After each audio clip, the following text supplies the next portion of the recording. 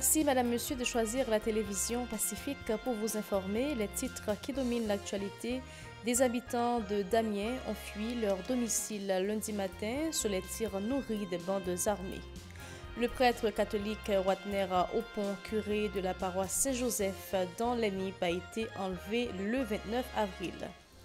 Les funérailles de l'étudiante Osni Isidore ont été chantées samedi à Petit-Gouave. Elle a été assassinée par balle dans la capitale. C'est aussi samedi qu'ont eu lieu les funérailles du policier Blémur Axil et de ses 3 proches qu'il avait abattus avant de se suicider le 18 avril. Le barreau de Port-au-Prince et l'UNESCO ont organisé lundi une séance de simulation sur un procès relatif à l'affaire fictive d'un journaliste d'investigation assassiné pour marquer la journée mondiale de la presse le 3 mai. Le 1er mai, c'était la fête patronale Saint-Jacques-et-Philippe de Jacmel dans le sud-est qui a coïncidé avec celle de l'agriculture et du travail, une double commémoration qui a perdu de son éclat en raison de la crise globale.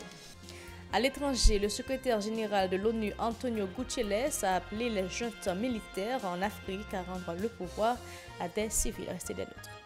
Si vous jugez que cette vidéo est intéressante, n'hésitez pas à liker et partager la vidéo. Et surtout, n'oubliez pas de vous abonner à cette chaîne et activer la cloche de notification pour ne pas louper aucune de nos vidéos. Merci de rester fidèle au journal Info Pacifique. Comme annoncé, l'insécurité a atteint son paroxysme en plaine où des habitants de Damiens ont fui leur domicile lundi matin sous les tirs nourris des bandes armées. Pendant plus d'une semaine, plusieurs groupes armés s'affrontent au niveau de la commune de la Croix-des-Bouquets pour un contrôle de territoire.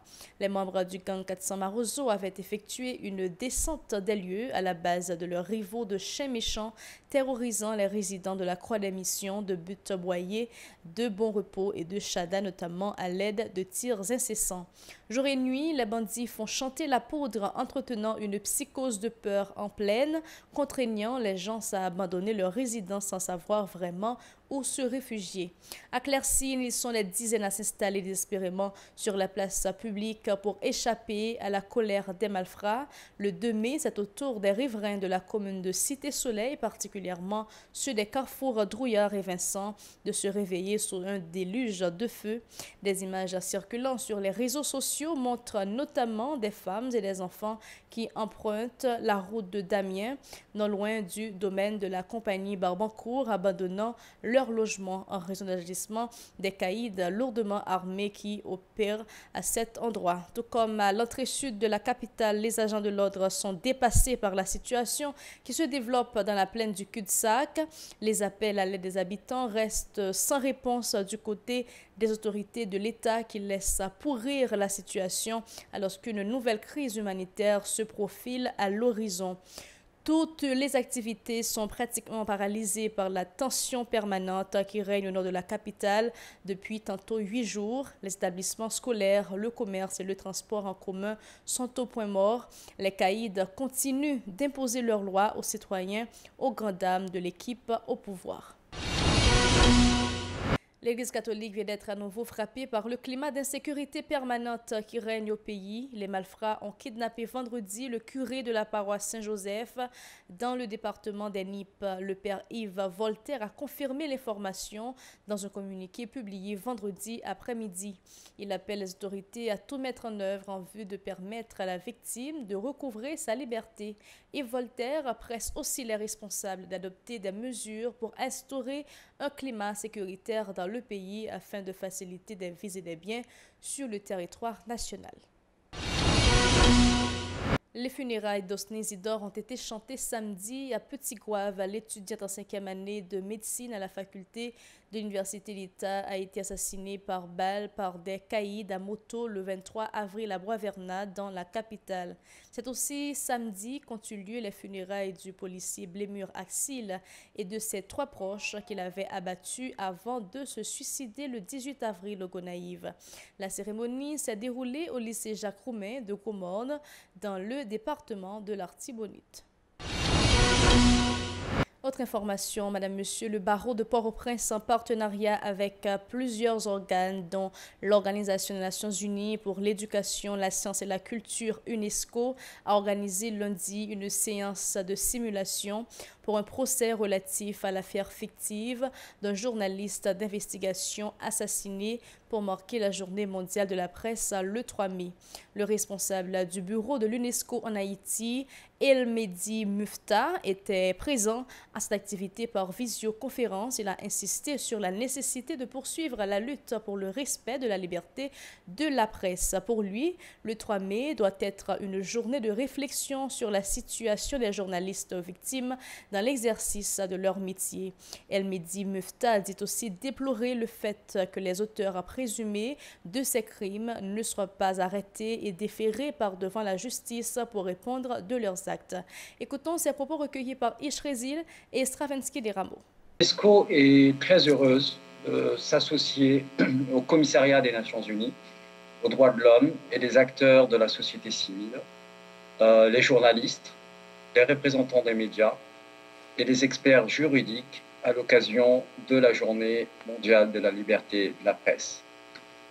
Cette commémoration tient lieu dans une approche holistique et multipartite, en réunissant des organisations des Nations Unies, des autorités nationales, les médias et les organisations de la société civile.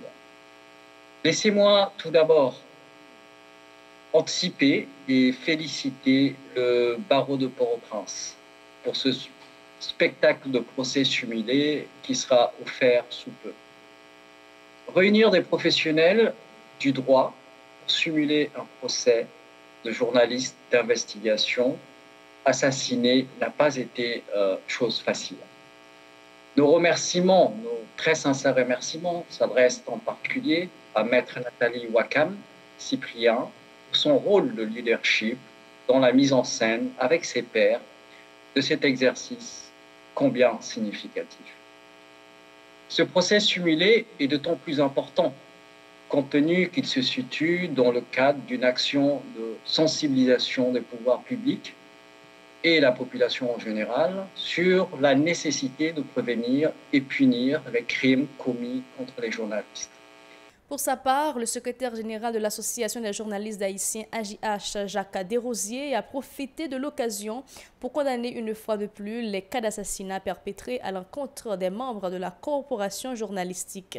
Le 3 mai sera une journée de réflexion sur la profession du journalisme, a préconisé le journaliste senior qui s'insurge également sur l'incapacité des autorités policières et judiciaires à assurer le suivi de ces dossiers et donner justice aux familles des victimes. Jacques Desrosiers. Aux douaniers des tribunaux de première instance de Port-au-Prince et de Mion-Balais, que font-ils des dossiers de l'assassinat de Rospite Pétion et de Néhémie Joseph? Aux journalistes et juges, instructeurs, ancien secrétaire général de l'Association des journalistes haïtiens, président de l'Association nationale des magistrats haïtiens ANAMA, Maître Jean-Wilner Morin. Qu'en est-il du dossier de Vladimir Le Gagneur? Au Conseil supérieur du pouvoir judiciaire, CSPJ, l'impunité, qu'est-ce que cela vous dit? Les avocats demandent justice, les journalistes demandent justice, les étudiants demandent justice. Les professeurs demandent justice, l'université demande justice, les policiers demandent justice, les bandits armés aussi demandent justice. Toutes les couches de la population, à tous les niveaux de la société demandent justice. Au ministre de la Justice, au Conseil supérieur du pouvoir judiciaire, l'impunité, qu'est-ce que cela vous dit? Des citoyens sont toujours en grogne contre le gouvernement du fait de la persistance de la crise économique aiguë qui fragilise de plus en plus les petites bourses. Aucune mesure n'est encore prise pour lutter contre la cherté de la vie alors que la situation est vraiment alarmante, ont reproché des gens lors d'un sit-in lundi devant les locaux du ministère du Commerce et de l'Industrie MCI. Ils appellent le Premier ministre Ariel Henry à prendre en main ses responsabilités, ajoutant que le laxisme du chef du gouvernement face à l'aggravation de la crise globale est révoltante. Écoutons l'un d'entre eux, Alexandre Elifet, au micro de Kedia Isaac et Maud Léjean. Le Cap-Aboué, ça fait deuxième lundi devant le ministère du Commerce. Et la revendication aujourd'hui, c'est contre la vie chère, contre l'insécurité alimentaire. Parce que aujourd'hui, comment comprendre que pour les peuple haïtien, et nous connaissons après, ils ont fait une crasse de production nationale là. Mais aujourd'hui, le peuple n'a pas qu'à acheter un petit mamite diri. Et un petit mamite diri à vendre près de 120 gouttes. Aujourd'hui, on diri, on domestique à vendre près de 120 gouttes. On boîte à limite à vendre 10 gouttes. On baleine 10 gouttes. Et on sac ciment à vendre 1050 gouttes. Aujourd'hui, ça va dépendre qui côté. On cherche spaghetti à vendre 75 gouttes. Je dis à nous-mêmes en PSEC, nous dénoncer ça. Nous demandons au ministre du Commerce là, lui-même qui est sous sa commerce dans le pays, fixer prix produits nécessité parce que je dis ouais, je n'ai pas regardé là, c'est terre population à manger là. Mais terre qui n'a chaudière à manger là, je dis à des quartiers populaires, on glosse l'huile à vendre près de 50 à 60 gouttes. Qui donc, je dis à nous-mêmes étant que membre plateforme des combattants emblématiques pour le changement, nous venons devant le ministère du Commerce pour 10 ministres prendre responsabilité parce que baptiser le lundi commerce, on fait soit ce que nous invitons toute population, peuple haïtien, pas capable de comprendre. Plus loin, ces Port-au-Prinsiens ont évoqué le chômage endémique, la quasi-inexistence de la production nationale, l'insécurité chronique et un système judiciaire bancal comme étant des facteurs clés de la crise qui a totalement déstructuré le pays. Ils se proposent de maintenir la pression sur les autorités et elles persistent dans l'inaction. On les écoute toujours au micro de Kedia Isaac et Maud Léjean. Présence aujourd'hui là, et n'a plus ce message ça à la population haïtienne non. Présence devant le ministère du Commerce là, c'est pour venir dénoncer ricaner ces gens qui sont nuls, ricaner ces gens qui sont esclaves domestiques, alors qu'ils travaillent pour la classe bourgeoise et pourtant population, dans le quartier populaire, pas qu'à acheter, ils ont plat à manger, gloire sur le monté bien haut, ça dit le monté bien haut, gloire sur le monté bien haut. Paysans n'ont pas acheté engrais pour planter. Donc, nous reconnaissons que ricaner ces gens pas préglants dans le pays. Nous disons un plat à manger, c'est un miracle. Les qui ont prendre. Et pour ça que fait, on est présent avec une cuillère, avec un assiette qui était la donne. C'est-à-dire, la qui était la donne. C'est-à-dire, nous devons comprendre que ricaner ces gens, la guerre peuple là, pour manger terre. Donc, je demande avec Père Ariel Henry, dans nouveau ministériel qui va monter là, pour révoquer, regarder ces gens qui pas apporter résultat, au lieu de porter résultat avec le gouvernement, c'est la guerre dans tout. Et bien nous-mêmes signataires de l'accord 11 septembre qui entrent dans PCEP, nous avons demandé PM non pour presser, révoquer, regarder ces gens parce qu'elle pas apporter résultat. Ici prend fin le journal Info Pacifique. Madame, Monsieur, merci d'avoir choisi la télévision Pacifique pour vous informer. Bonne suite de programme.